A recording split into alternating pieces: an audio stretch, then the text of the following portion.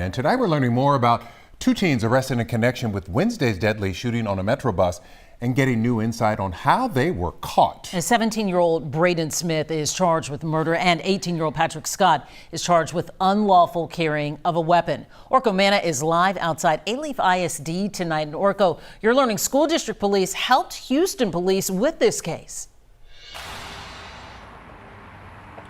Well, Mia, Houston police say working with Alief ISD police and other agencies led to the arrest of both suspects.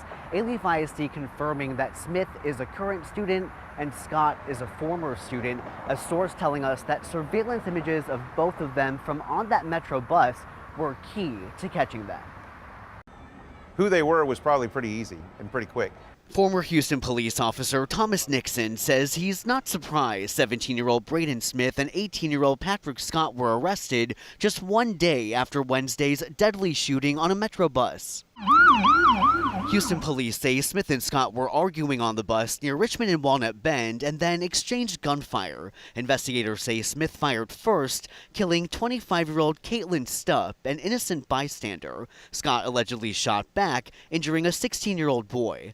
A source close to the investigation tells KHOU 11 that law enforcement took these surveillance images from the bus and circulated them among school resource officers yesterday, leading to the arrest. Nixon weighing in. I can assure you they were probably recognized in about 5 minutes.